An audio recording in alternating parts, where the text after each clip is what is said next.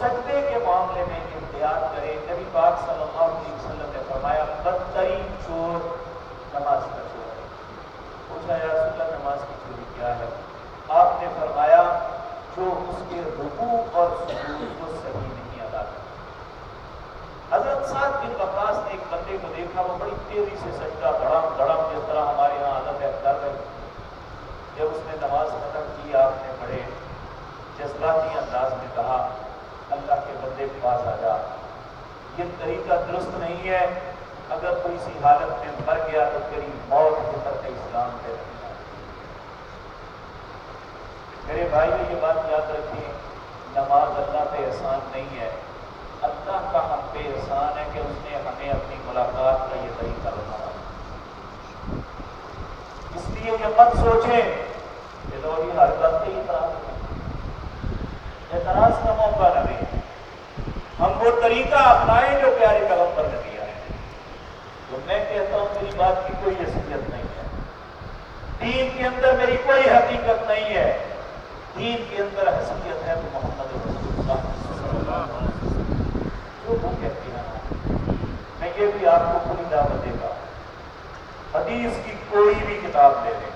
میں یہ نہیں کہتا فلاں لو, کوئی کتاب لے لو, کتاب الصلاۃ نکالو, شروع سے آخر تک پڑھو. جس طرح اللہ کے نبی نے قیام کیا ہے کیو کرو, جس طرح اللہ کے نبی نے سجدہ کیا ہے کرو, جس طرح اللہ کے نبی نے رکوع کیا ہے کیو کرو, جس طرح اللہ کے نبی نے اتحیات پڑھی ہے پڑھو. تو نماز درست ہے. مگر نہ ٹکرے ہیں جس کی حقیقت اللہ کے ہاں کوئی بھی حیثیت نہیں. دو سجدوں کے درمیان رسول اللہ بیٹھ گئے, دو دعائیں مانگی. یا آپ 3 مرتبہ یہ کلمات کہتے رب اغفر لی, رب اغفر لی, رب اغفر لی, اللہ مجھے معاف کر دے, اللہ مجھے معاف کر دے, اللہ مجھے معاف کر دے. کیا آپ یہ کلمات پڑھتے؟ آپ نے فرمایا اس کے الفاظ آگے پیچھے ہو جائے تو کوئی فرق نہیں پڑے گا. اللہم اغفر لی وارحمنی واہدنی وعافنی وارزقنی واجبرنی ورفعنی. کتنے خوبصورت کلمات ہیں. اللہم اغفر لی, مجھے معاف کر دے اللہ. وارحمنی, مجھ پہ رحم کر دے. واہدنی, مجھے ہدایت دے. وعافنی, مجھے عافیت عطا فرما. وارزقنی, مجھے رزق دے. واجبرنی, میرے نقصان کا ازالہ کر دے. ورفعنی, مجھے ذلت سے بچا لے. کیا ہماری یہ ضرورت ہے زندگی کی نہیں؟ پھر کہ کہیں ڈھول پیٹتے رہیں گے کہ 2 سجدوں کے درمیان ہمارے مولوی نے کہا ہے نہیں پڑھنا.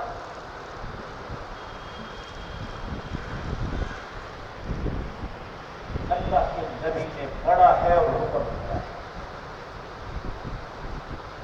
2 سجدوں کے درمیان اتحیات ہے.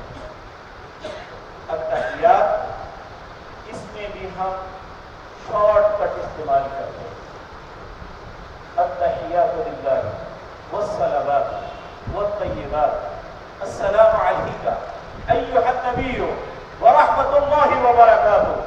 السلام علینا وعلی عباد اللہ الصالحین. اللہ اکبر. اے اللہ میری زبان کی بات ہے, میرے بدن کی بات ہے, میرے مال کی بات ہے. اللہ صرف تیرے لیے, تیری ذات کے علاوہ کسی کے لیے. السلام علیکم ایھا النبی, اے اللہ سلام کی ہو اس نبی پر جس نے یہ سارے طریقے ہمیں بتائے. ورحمۃ اللہ وبرکاتہ, اللہ ان پہ رحمتیں اور برکتیں نازل ہوں گے. السلام علینا, اے اللہ ہم پہ بھی سلام کیجیے. وعلی عباد اللہ الصالحین, اے اللہ دنیا میں جتنے نیک لوگ ہیں سب پہ سلام کیجیے. حضرت عبداللہ بن مسعود, حضرت عبداللہ بن عباس رضی اللہ تعالیٰ عنہما کہتے ہیں رسول اللہ یہ اتحیات اس طرح سکھلاتے جس طرح قرآن کی صورت سکھلائی جاتی ہے. اور آپ نے فرمایا جب کوئی انسان یہ کہتا ہے السلام علینا وعلی عباد اللہ الصالحین, اللہ مجھ پہ سلام کی بھیج اور سب نیک پہ. اللہ کی نظروں میں جتنے نیک گزر چکے، جتنے دنیا میں موجود ہیں اور اللہ کے علم کے مطابق آئندہ آنے والے ہیں، اللہ سب کے سلامتی دیتا ہے۔ کبھی اس سوچ کے ساتھ ہم نے یہ کلمات پڑھی،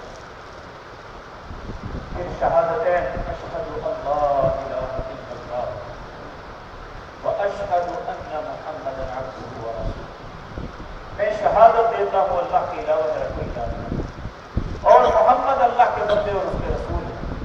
آپ اپنی انگلی کو اٹھاتے ہلاتے، آپ نے فرمایا جب تم تشہد کے اندر انگلی ہلاتے ہو شیطان کو اس طرح لگتی ہے جس طرح لوہے کا گھوڑا۔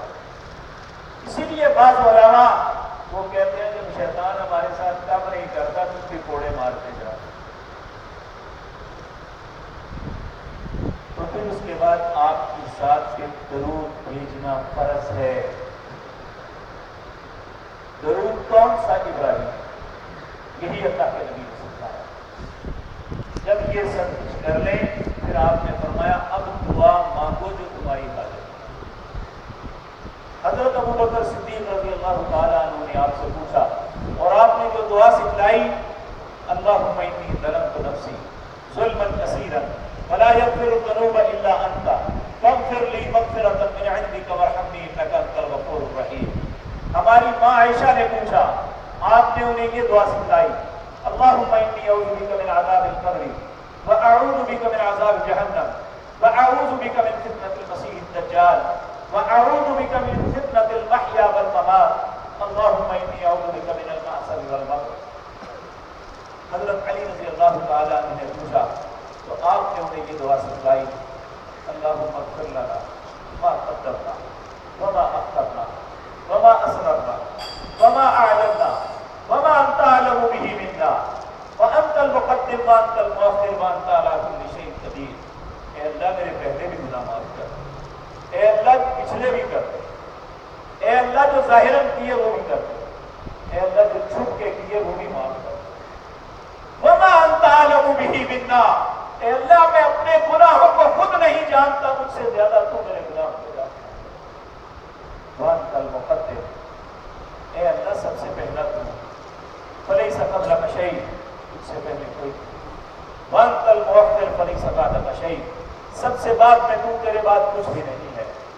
وانت الظاہر فلیس فوقک شیء، اے اللہ ساری چیزوں پہ تیری قدرت ظاہر ہے، تجھ سے اوپر کچھ بھی نہیں ہے۔ وانت الباطن فلیس فوقک شیء وانت الباطن فلیس دونک شیء، اے اللہ وہ ایک چھپی ہوئی چیز ہے، تیرے علاوہ کچھ بھی نہیں۔ اسی طرح آپ نے یہ دعا بھی پڑھی، ربنا آتنا فی الدنیا حسنۃ وفی الآخرۃ حسنۃ وقنا عذاب النار۔ پھر آپ دائیں طرف سلام پھیر کے السلام علیکم ورحمۃ اللہ، بائیں طرف پھیر کے السلام علیکم ورحمۃ اللہ۔ تکبیر تحریمہ سے لے کر یہاں تک ہم پہنچ تھے، اب اجازت ہے ہم دنیا کی کوئی بھی کام کر سکتے، لیکن کچھ ایسی اذکار ہیں، میں نے آج صبح فجر کے بعد بھی آپ کے سامنے والے سے کچھ ایسی اذکار ہیں جو فی کل دبر السلام نبی کریم ہر نماز کے بعد پڑھا کرتے تھے۔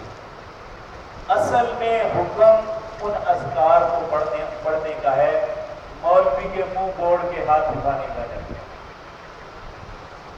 یہ اجتماعی دعا جو ہم ہر نماز کے بعد کرتے ہیں، رسول اللہ سے اس کا ثبوت نہیں ملتا۔ رسول اللہ سے ثبوت یہ ملتا ہے کہ معاذ بن جبل فی کل دبر الصلاۃ یہ پڑھو، مغیرہ بن شعبہ دبر الصلاۃ یہ پڑھو، مالک بن حویرث دبر الصلاۃ یہ پڑھو، عوف بن مالک تم یہ پڑھو، اور صوبان تم یہ پڑھو، فلاں صحابی تم یہ پڑھو۔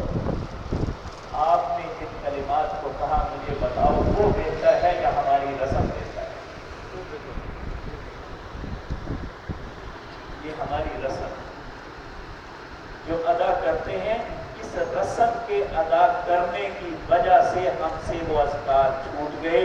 اکثر مسلمانوں کو بعد الصلاۃ اذکار نہیں آتے، نماز آتی ہے بعد الصلاۃ اذکار نہیں آتے۔ حالانکہ میں آپ کے سامنے عرض کر چکا کہ इसका कितना बड़ा अजर है। क्या कुछ मिल सकता है इंसान को, अगर इंसान को तसव्वुर करे तो कभी न छोड़े।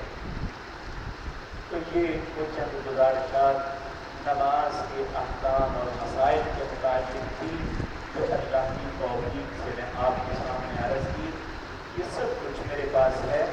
अगर कोई भाई इनको कॉपी करवाना चाहे, लिखवाना चाहे, स्टैम्प लगा के दे देंगे जो कुछ कहा है, ताकि रसूल की सुन्नत है, आपका हुक्म है, इसमें कोई भी रवायत सही नहीं बयान की, इस बात का पाबंद दुनिया और आखिरत में अपने पास से ना कोई बात की है, ना मेरी कोई हैसियत है।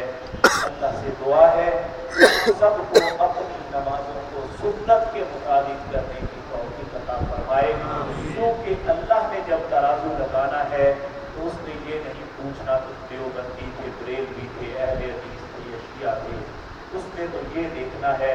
नबी करीम सल्लल्लाहु अलैहि वसल्लम ने फरमाया मेरी उम्मतों के लोग 72 फिरकों में बंटे, मेरी उम्मत 73 में बंटेगी, कुल्लुहुम फिन्नार, सब जहन्नम में जाएंगे, सिर्फ वो बचेगा जो उस पे चलेगा जिस पे आज मैं और मेरे सहाबा हैं। तो हमारी निजात अल्लाह के नबी की इताअत में है, फिरकों में नहीं है। अल्लाह हमें ये बात समझने की और